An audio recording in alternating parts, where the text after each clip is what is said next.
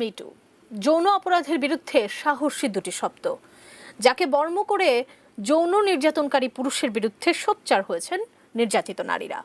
কিন্তু কিভাবে জন্ম নিল এই শব্দ দুটি?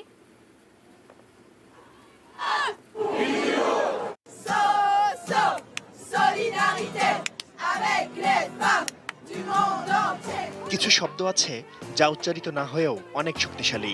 জীবনের গোপন সত্য উদ্ঘাটনে মানুষকে করে তোলে সাহসী, যোগায় প্রতিবাদের ভাষা।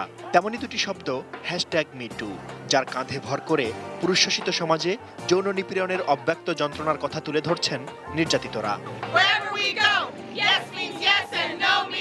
1997 সালে সমাজকর্মী টারানা বার্গ যখন 13 বছরের এক কিশোরীর মুখে তার উপর যৌন নির্যাতনের অভিজ্ঞতার কথা শুনছিলেন, তখনই হয়তো তার বুকে বেজে উঠেছিল মিটু শব্দের পদধ্বনি। এর ধারাবাহিকতায় 2006 সালে যৌন নিপীড়নের বিরুদ্ধে তার প্রচার আন্দোলনের নাম রাখেন মিটু, অর্থাৎ আমিও যৌন হেনস্থার শিকার। সে সময় অনেক নারীবাদী টারানা বার্গকে পাত্তা দেননি, সমর্থনও করেননি। কিন্তু এসব প্রতিকূলতা থামাতে পারেনি বার্কের আন্দোলনকে।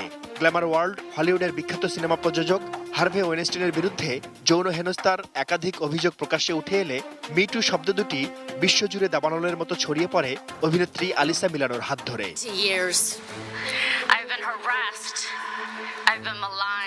সেই থেকে কর্মক্ষেত্রে যৌন হেনস্থার বিরুদ্ধে প্রচার অভিযান ও সেই প্রতিবাদী প্রচারে পৃথিবীর প্রতিটি কোণা থেকে সমস্বরে উচ্চারিত হতে থাকে me too. Me too. I have been sexually harassed. Today we are introducing the Me Too Congress Act. From Me Too to Time's Up, women and girls are calling out abusive behavior. হলিউডের ঝাপটা এসে পড়ে বলিউডে। Me too আন্দোলন ছড়িয়ে যায় cinema পাড়া থেকে রাজনৈতিক অঙ্গন পর্যন্ত। নীরবতা ভেঙে অনেকেই সামিল হন এই সামাজিক আন্দোলনে। কাঠগড়ায় দাঁড় করিয়ে দেয় নামি দামি ব্যক্তিদের। শাস্তির খড়গও নেমে আসে কারো কারো ওপর। পৃথিবীর সব দেশে সব সমাজে যৌন নিপীড়নের ঘটনা ঘটে চলেছে নিরবচ্ছিন্নভাবে। এক সমীক্ষায় দেখা গেছে এসব ঘটনার 75%ই নথিভুক্ত হয় না। থাকে লোকলজ্জা ও কাজ হারানোর ভয়, থাকে প্রতিশোধ বা প্রতিহিংসার শিকার হওয়ার আশঙ্কাও। কিন্তু #মিটু এখন প্রতিবাদের তরবারি।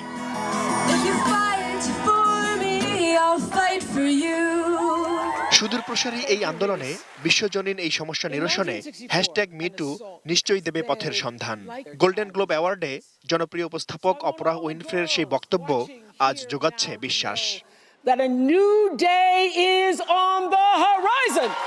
তার এই কথা ধরে বলা যায়, দিগন্তে আজ দিনবদলের পূর্বাভাস হয়তো সত্যি হাতছানি দিচ্ছে। Shaon Mahfuz, desk report, ATN news.